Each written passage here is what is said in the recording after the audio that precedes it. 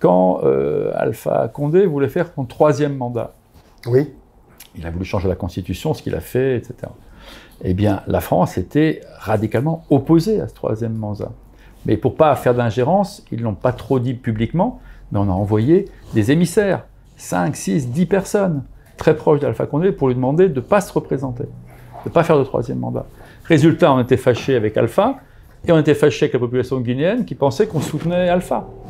Pourtant, on ne le soutenait pas. Voilà. Donc, peut-être y a-t-il encore dans l'expression, dans la communication sur l'histoire du Sénégal, des enseignements à tirer pour être plus clair sur nos positions, même publiquement. Voilà. Idriss Déby au Tchad, c'était le dernier point, avait fait des révélations assez troublantes à l'époque quand il disait que, au moment de son 3e mandat, il y a été contraint par la France, lui demandant de modifier la Constitution et pire, lui envoyant un constitutionnaliste sur place pour pouvoir faire les démarches, modifier la Constitution. Bon, là, on lui a pas mis une arme à la tête, mais...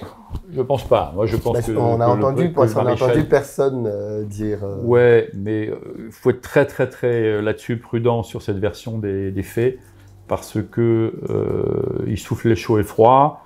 Quand il voyait la France, il appelait en disant « Sauvez-moi, aidez-moi », et puis après, pour faire bien voir d'autres partenaires dans le reste du monde, il attaquait la France de cette façon-là. Moi, je suis très sceptique sur cette version. Tu penses qu'il aurait pu créer ça de toutes pièces ?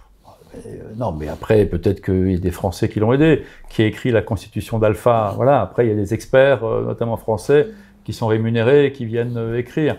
Mais il n'a pas besoin de la France pour se maintenir réellement au pouvoir. Moi, je suis sceptique sur cette façon de...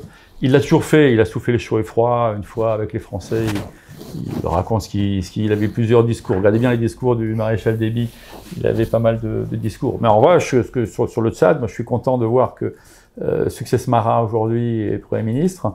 C'est incompréhensible, quand même, que le farouche opposant historique au père et maintenant au fils... Je trouve ça très courageux de sa part, parce que c'est lui qui joue le rôle le plus difficile. Il faut qu'il fasse accepter ça assez...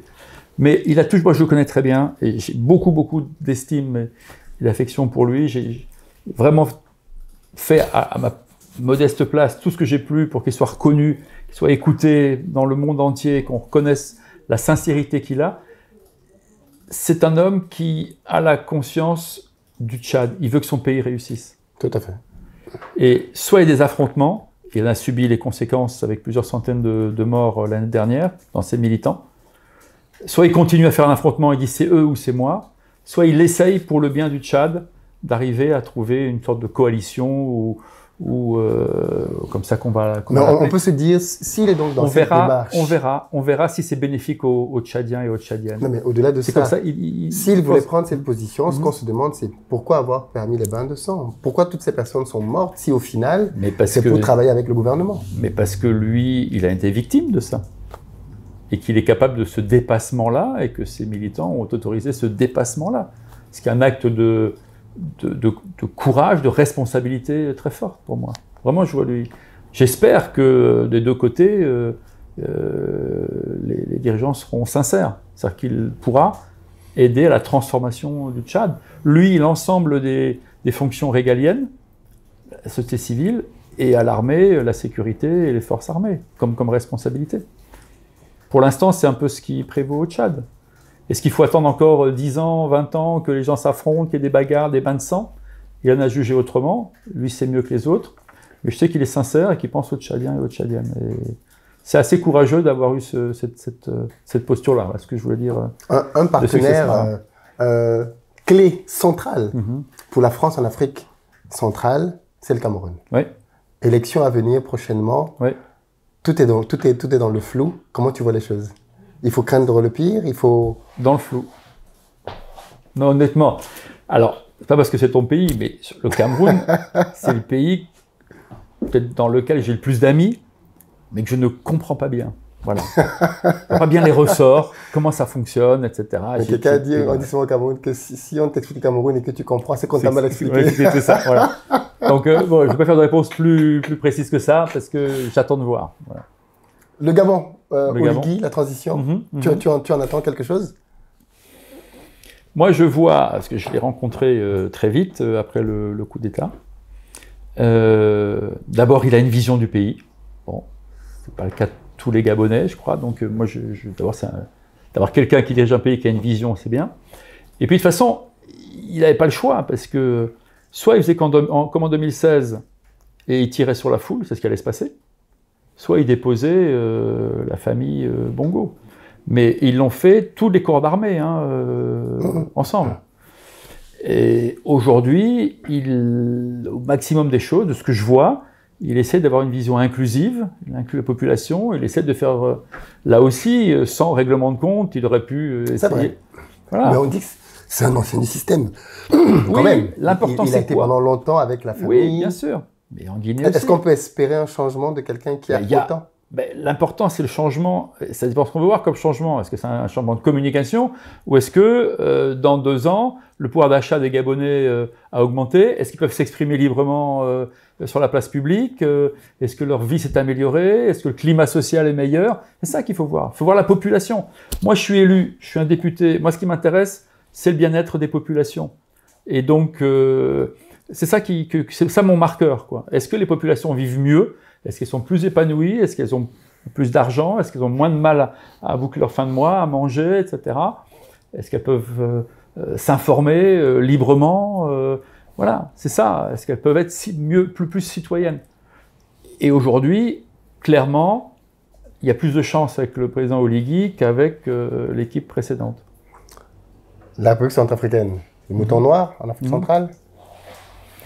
Non, je pense pas. La relation est avec quasi la France, notamment interrompue aujourd'hui. Non, elle l'est pas. Elle l'est pas. Il y a des hauts et des bas, mais là, vous avez beaucoup de dirigeants de Centrafrique qui sont binationaux. La ministre des Affaires étrangères, elle est binationale, elle a un passeport français.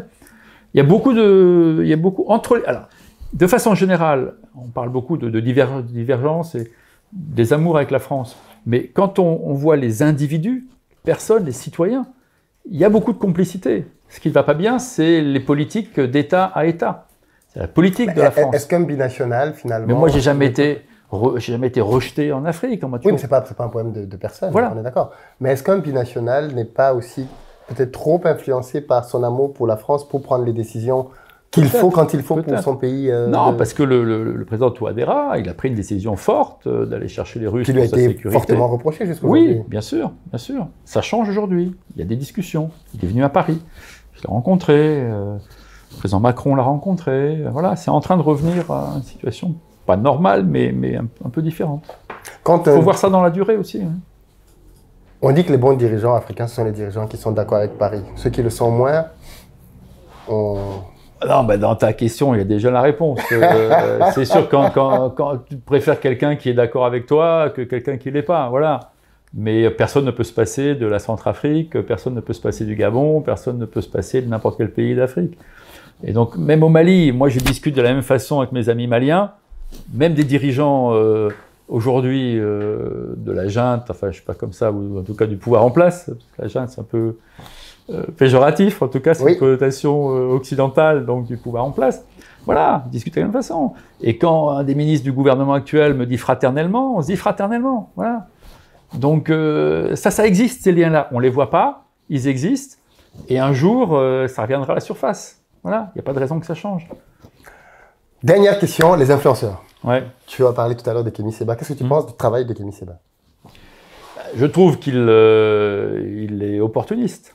Il est populiste. C'est-à-dire que ce qu'il dit n'est pas toujours très argumenté. Au début. Et maintenant, clairement, il est financé par les Russes. Donc, il a utilisé un point de vue. Et donc, il n'est pas objectif. Il n'est pas crédible aujourd'hui. Il n'est pas objectif. Ce qui n'est pas le cas d'autres influenceurs qui font de la vraie information. Tu penses à qui? Pas à toi, par exemple. Non, mais la plupart des influenceurs, la quasi-majorité, il y en a 4-5 qu'on connaît bien, dont on connaît les liens. Je veux juste te poser des questions sur chacun d'entre eux, parce que Kémy Séba, par exemple... Je ne les connais pas bien tous, hein, tu sais. D'accord, ok. Je ne suis pas non plus un juge de paix, on lit les médias. Clairement, aujourd'hui, Nathalie Yamb... Est-ce qu'il y a un problème à ce que Kémy Séba soit financé par les Russes? Non, à partir du moment où il le dit. On sait que c'est un opérateur russe, pro-russe, on le sait. Alors, c'est pas comme ça qu'il se définit. Non, mais c'est comme ça qu'il est. Clairement. Est-ce que être contre la politique africaine de la France, c'est être pro-russe? Parce que la Russie et autres, c'est très récent dans les discours de Kémy Séba. Oui. Autrefois, il ne parlait pas de la Russie, il n'était même pas proche de la Russie. Oui. Mais il était déjà contre une certaine vision. Que proposent les Russes, etc. Non, mais aujourd'hui, est-ce que tu as le sentiment qu'il veut une substitution de la Russie par la France en Afrique? Non, je pense pas. Aujourd'hui, il utilise les gens qui le reconnaissent. Il a une reconnaissance, il existe aujourd'hui. On en parle. Voilà, donc il doit être content. Moi, j'ai rien contre lui, individuellement. Je dis qu'aujourd'hui, sa stratégie, cachée pendant longtemps, aujourd'hui mise à jour, pas par lui, par d'autres, c'est qu'il utilise des fonds et de la propagande russe pour des fins personnelles qu'un jour on découvrira, peut-être qu'il va se présenter à une élection. En tout cas, il n'est pas sincère. Voilà. Quand il attaque le franc CFA, il ne connaît pas bien la situation. C'est très approximatif. Et quand il parle des bases militaires? Eh bien, il a plus raison.